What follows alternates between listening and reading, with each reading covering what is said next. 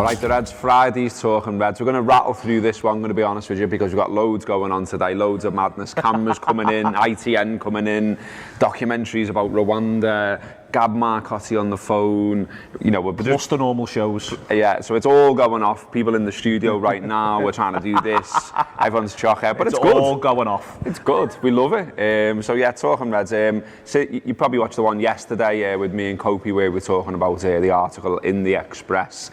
If you didn't see that, you pulled no punches. It's fair to say that, yeah. And I also wrote something on the website later on. Preno did as well in the Echo, good on him. Yeah. And, you know, fair to say that the Express is owned by Trinity Mirror now as well. So, you know, interesting that Preno still goes in and throws those punches. So, as I say, fair play to them as well. But yeah, it's now been removed. There's been an apology of sorts. It's a little bit crap. It's going on about that the lad's a freelance journalist and they suspended him, which I don't quite understand. It says they need to have a big investigation. Well, you don't. Someone wrote an article, someone else read it, subbed it, wrote an headline, put it on the internet. Where's your investigation? Quite a few of your staff thought it was sound to say what you say. And it seems to be, you know, they got a bit worried maybe about a plummeting circulation and thought we need to say sorry, yeah. Partially, I just think it sort of looks like it's taking a flyer, it's thinking this will get some hits. You can imagine the conversation. This will get people wound up, this will get some hits, this will do this will do this.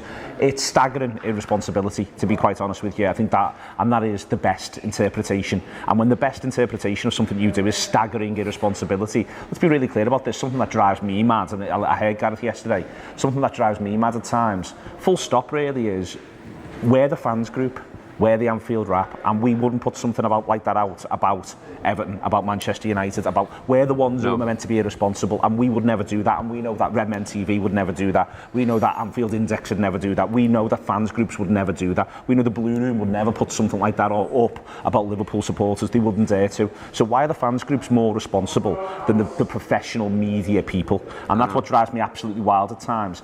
You're not playing a game.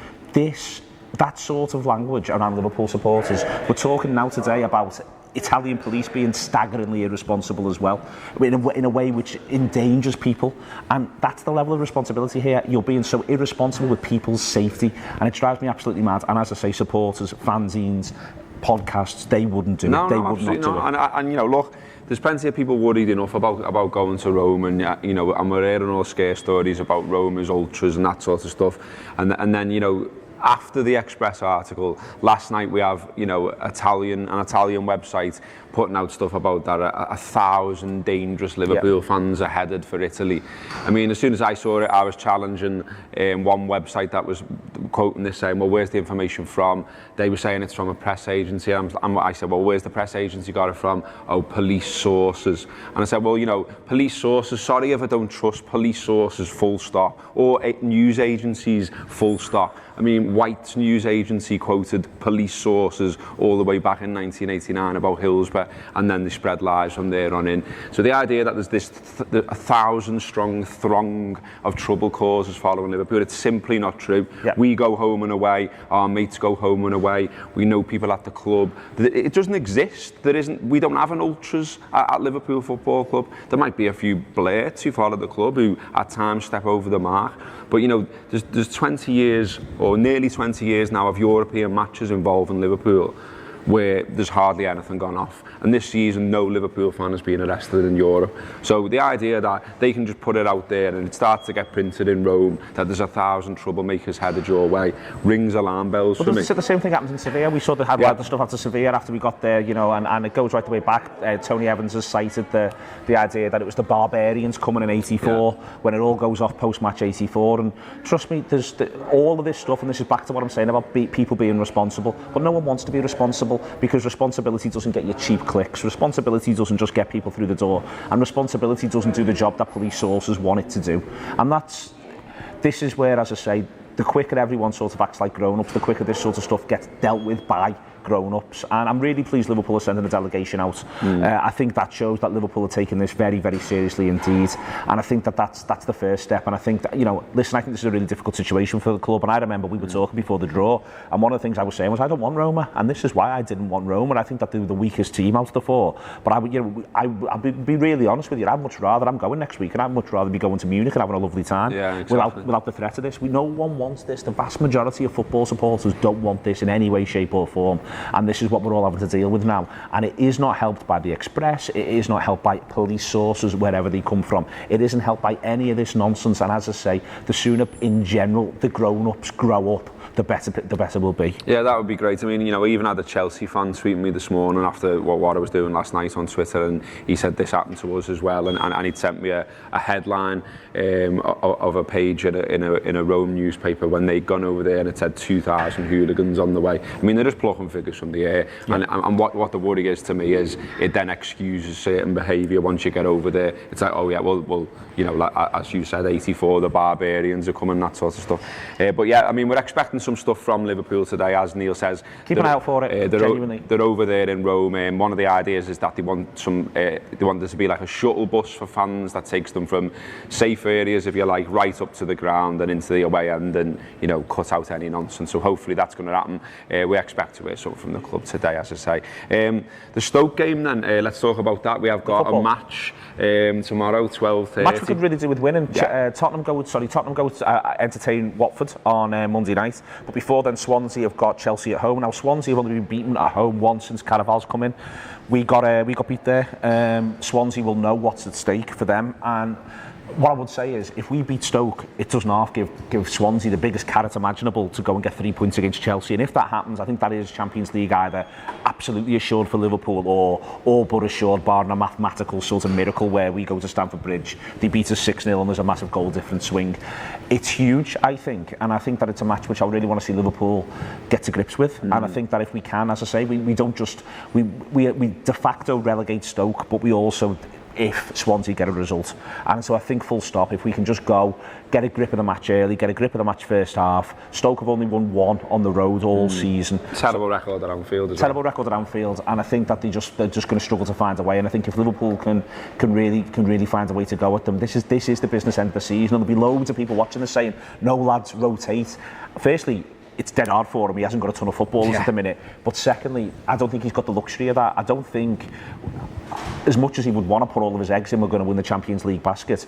Even if we get through with the 3-goal advantage we've got against Rome, we're going to play Real Madrid or Barcelona or Bayern Munich, probably Real Madrid in the final. Well, they've won it the last 2 years. They're really good. So the idea that he can't take that gamble, but there's something else as well, which is, well, these lads have got to get used to this. We want them at the business end of seasons competing for things. Well, let's let them get used to it in the hardest way imaginable, which is do it. Yeah, I mean, reports are that we're likely to be without Sadio Mane as well. He's pictured going to the Spire private hospital, some kind of thigh injury. Expected to be fine for Roma, but going to miss this one.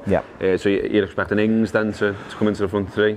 Solanke plays it there, Gaff, and I wonder whether or not he might do Solanke, and he might do Solanke through the middle and have Firmino sort of a bit more off the left, or he might just do Solanke off the left. I think it's a shame that there isn't. I mean, it is worth remembering he's loaned a lot of people out over the course of the season, and when he first came in, it was all this. He doesn't like loans.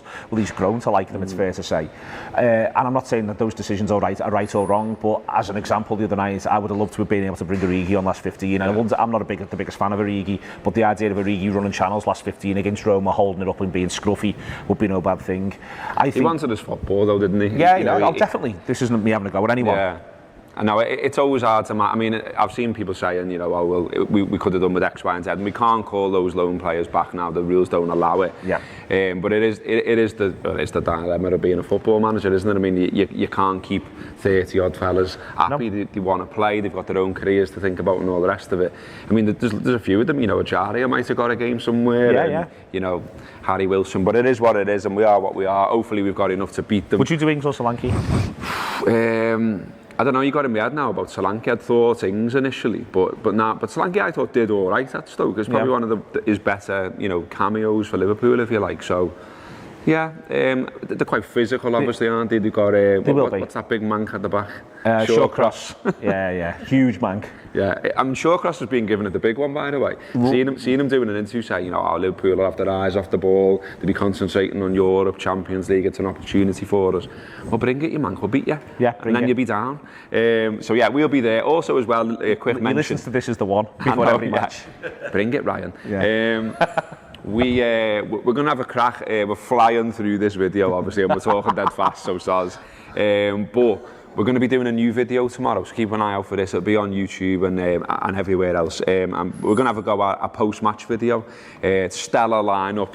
Going to go to Hotel Tier and do it. It's Johnny Milburn, Ben Johnson, Paul Cope, and myself. So you can't have everything. But yeah, we're going to dive in there as soon as we can, straight after the final whistle, do a sort of post-match video, put it out and see what people think, really. It's just another crack at something from the Anfield Wrap. We wanted to give it a try. We think that's a good lineup. Hopefully the Reds do the business and we're talking about a comfortable Anfield win. Elsewhere then, what do we need to fly through before we go? Ladies derby. Yep.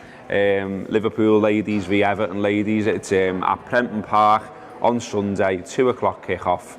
Prices, Liverpool FC, Liverpool Ladies FC and Tranmere Rovers FC season ticket holders all get free entrance. It's a £5 for adults, yep. £2.50 for children, OAPs and students.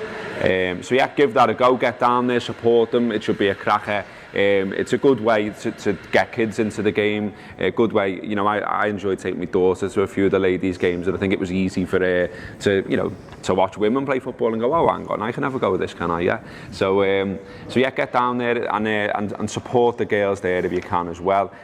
On the Anfield Wrap today, the Friday show is already out. Neil assures me it's a cracker. Always is. City Talk we'll be doing this afternoon. And we've talked to Heather Carroll about that ladies' derby on there as well. That's already in the can too. That was all interesting stuff. AFQ, Team Talk, we'll be reacting to Jurgen Klopp's press conference, which is around about now. Yeah, because Jurgen's not out to either today. Yeah, he's doing it. He's doing it early. He's getting in our heads. What else in the papers then? Very quickly, lots and lots of hand wringing, which is hilarious to me as a football fan, about the idea that Wembley could be sold for 800 million or $1 billion, somewhere between the two figures. Daily Mirror there on the front, selling football soul.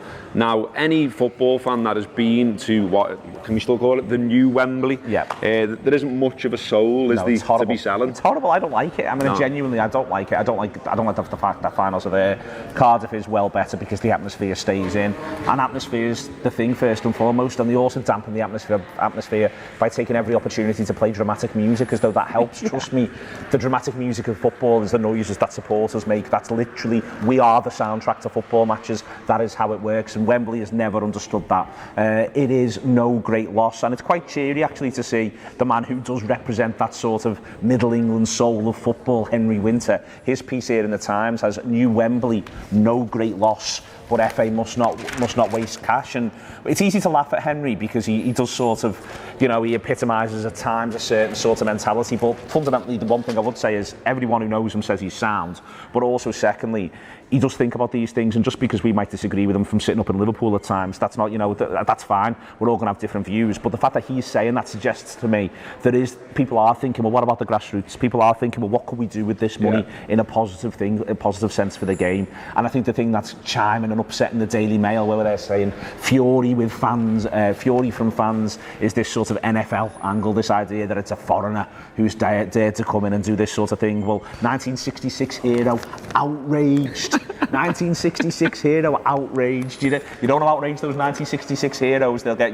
I'm not outraged at all. You're not bothered, are you? I'm not outraged at all, and I think, there's something else in one of the reports that said that it could mean that England go out on the road a little bit more. Good. That was boss when that happened. Yeah, it was good, because, one of the reasons I think people feel so detached to the national team is that they play every single game at Wembley Stadium. That's a long trek for anyone in the north. If you start moving it around the country, well, perhaps people will engage with it a little bit more, who knows?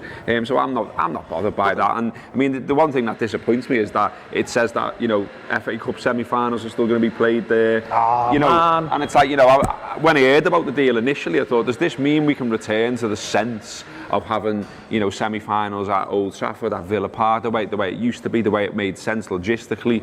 No, they're going to stick to that.